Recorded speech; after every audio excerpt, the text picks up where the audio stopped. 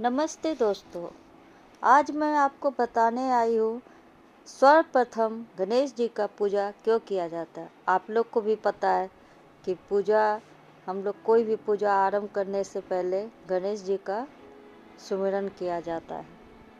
हिंदू धर्म में कोई भी शुभ कार्य आरंभ करने से पहले गणेश जी का पूजा करना आवश्यक माना जाता है, क्योंकि ये विघ्न हर्ता और रिद्धि सिद्धि के स्वामी हैं। उनके स्मरण, ध्यान, जप, आराधना से कामनाओं की पूर्ति होती है और सभी विघ्नों का विनाश होता है। वे शीघ्र प्रसन्न होने वाले बुद्धि के अधिष्ठाता और साक्षात प्राण स्वरूप है। गणेश का अर्थ है गणों का ईश, अर्थात गणों का स्वामी। किसी पूजा, आराधना, अनुष्ठान व कार्य में गणेश जी के गण कोई विघ्न, बाधा नहीं पहुँचाए, इसलिए सर्वप्रथम गणेश पूजा करके उसकी कृपा प्राप्त की जाती है। इसलिए प्रत्येक शुभ कार्य के पूर्व श्री गणेशाय नमः का उच्चारण कर उनकी स्तुति में यह मंत्र बोला जाता है। वक्रतुंड महाकाय कोटि सूर्य समप्रभ निर्विघ्नं कुरु मे देव सर्व कार्येषु सर्वदा। अर्थात विशाल आकार और टेढ़ी सूंड वाले, करोड़ों सूर्यों के समान तेज वाले हे देव गणेश जी, मेरे समस्त कार्यों को सदा विघ्न रहित और संपन्न करें। वेदों में भी गणेश की महत्ता और उनका विघ्नहर्ता स्वरूप के ब्रह्म स्वरूप में स्तुति और आवाहन करते हुए कहा गया है कि देवगणों के प्रभु होने से गणपति हो, ज्ञानियों में श्रेष्ठ हो, उत्कृष्ट रीति वालों में श्रेष्ठ हो, तुम शिव के ज्येष्ठ पुत्र हो, अतः हम आदर से तुम्हारा आह्वान करते हैं। हे ब्रह्मस्पते गणेश, तुम अपनी समस्त शक्तियों के साथ इस आसन पर आओ। और एक मंत्र में ये भी कहा गया है कि हे गणपति, आप देव आदि समूह में विराजिए, क्योंकि समस्त बुद्धिमानों में आप ही श्रेष्ठ हैं। आपके बिना समीप या दूर का कोई भी कार्य नहीं किया जा सकता। हे पूज्य आदरणीय गणपति, हमारे सत्कार्यों को निर्विघ्न पूर्ण करने की कृपा करिए। गणेश जी विद्या के देवता हैं, हम लोग सबको ही जानते हैं। साधना में उच्च स्तरीय दूरदर्शिता आ जाए, उचित अनुचित, कर्तव्य अकर्तव्य की पहचान हो जाए, इसलिए सभी शुभ कार्यों में गणेश पूजन का विधान बनाया गया है। गणेश जी का ही पूजा सबसे पहले क्यों होती है, इसकी भी पौराणिक कथा है, सुनिएगा। पद्म पुराण के अनुसार सृष्टि के आरंभ में जब यह प्रश्न उठा कि प्रथम पूज्य किसे माना जाए, तो समस्त देवतागण ब्रह्मा जी के पास पहुँचे। अब ब्रह्मा जी ने कहा कि जो कोई संपूर्ण पृथ्वी की परिक्रमा सबसे पहले कर लेगा, उसे ही प्रथम पूजा जाएगा। इस पर सभी देवतागण अपने अपने वाहनों पर सवार होकर परिक्रमा करने निकल पड़े। चूँकि गणेश जी का वाहन चूहा है और उनका शरीर स्थूल है, तो ऐसे में वे परिक्रमा कैसे कर पाते। इस समस्या का सुलझाया देवर्षि नारद जी ने एक उपाय सुझाया। उसके अनुसार गणेश जी ने भूमि पर राम नाम लिखकर उसकी 7 परिक्रमा की और ब्रह्मा जी के पास पहुंच गए।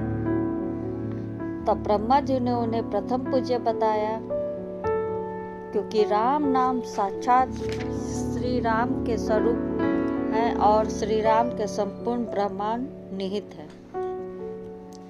शिव पुराण की एक अन्य कथा में कहा गया है कि समस्त देवता भगवान शंकर के पास यह समस्या लेकर पहुँचे किस देव को उनको मुखिया माना जाए। भगवान शिव ने यह प्रस्ताव रखा कि जो भी पहले पृथ्वी के 3 चक्कर लगाकर कैलाश लौटेगा वही अग्र पूजा के योग्य होगा और उसे ही देवताओं का स्वामी बनाया जाएगा। क्योंकि गणेश जी का वाहन चूहा बहुत धीरे धीरे चलता था, इसलिए वो अपनी बुद्धि चातुर्य के कारण अपने पिता शिव और माता पार्वती का ही 3 परिक्रमा पूर्ण किए, हाथ जोड़कर खड़ा हो गए। शिव जी ने प्रसन्न होकर कहा कि तुमसे बढ़कर संसार में अन्य कोई इतना चतुर नहीं है। जो माता पिता की 3 परिक्रमा में तीनों लोक की परिक्रमा का पुण्य तुम्हें मिल गया, जो पृथ्वी की परिक्रमा से भी बड़ा है। इसलिए जो मनुष्य किसी कार्य के शुभ आरंभ में पहले तुम्हारा पूजन करेगा उसे कोई बाधा नहीं आएगी। बस तभी से गणेश जी अग्र पूज्य हो गए। वारा पुराण की कथा भी एक पौराणिक कथा है। उसके अनुसार जब देवगणों की प्रार्थना सुनकर महादेव ने उमा की ओर निर्निमेष नेत्रों से देखा, उसी समय रुद्र के मुख रूपी आकाश से एक परम सुंदर तेजस्वी कुमार वहां प्रकट हो गए। उसने ब्रह्मा के सब गुण विद्वान थे। वह दूसरा रुद्र जैसा ही लगता था। उसके रूप को देखकर पार्वती को क्रोध आ गया। उन्होंने शाप दिया कि हे कुमार, तू हाथी के सिर वाला, लंबे पेट वाला और सांपों के जनेऊ वाला हो जाएगा। इस पर शंकर जी ने क्रोधित होकर अपने शरीर को धुना, तो उनके रोमों से हाथी के सिर वाले, नीले अंजन जैसे रंग वाले अनेक शस्त्रों को धारण किए हुए इतने विनायक उत्पन्न हुए कि पृथ्वी क्षुब्ध हो उठी। देवगण भी घबरा गए। तब ब्रह्मा ने महादेव से प्रार्थना की, हे त्रिशूलधारी, आपके मुख से पैदा हुए ये विनायक गण आपके इस पुत्र के वश में रहे। आप प्रसन्न होकर इन सबको ऐसा ही वर दें। तब महादेव ने अपने उस पुत्र से कहा कि तुम्हारे भव, गजास्व, गणेश और विनायक नाम के होंगे। यह सब क्रूर दृष्टि वाले प्रचंड विनायक तुम्हारे भृत्य होंगे। यज्ञ आदि कार्य में तुम्हारी सबसे पहले पूजा होगी, अन्यथा तुम कार्य के सिद्ध होने के विघ्न उपस्थित कर दोगे। उसके अदंतर देवगणों ने गणेश जी की स्तुति की और शंकर ने उनका अभिषेक किया। एक बार तो ये भी कहा जाता है कि एक बार देवताओं ने गोमती के तट पर यज्ञ प्रारंभ किया तो उसमें अनेक विघ्न पड़ने लगे। यह संपन्न हो ही नहीं रहा था यज्ञ।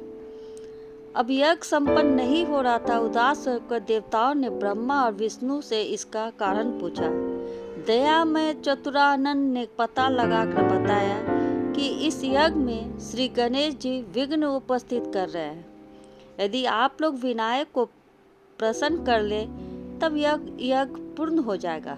विधाता की सलाह से देवताओं ने स्नान कर श्रद्धा और भक्ति पूर्वक गणेश जी का पूजन किया। विघ्नराज गणेश जी की कृपा से यज्ञ निर्विघ्न संपन्न हुआ। महादेव ने भी त्रिपुरा वध के समय पहले गणेश जी का ही पूजन किया था। तो दोस्तों, यही कारण है कि सबसे पहले हम लोग गणेश जी की पूजा करते हैं। कोई भी पूजा आरंभ करने के पहले गणेश जी का पूजा किया जाता है। तो ये पौराणिक कथा मैं आप लोग के पास लेके आई। आपको लोग को कैसा लगा बताइएगा और मेरे चैनल को लाइक और सब्सक्राइब कीजिएगा। इसी तरह मैं और एक पौराणिक कथा लेकर आऊँगी हिंदू रीति रिवाजों का। आप लोग अपना बहुत ख्याल रखिएगा।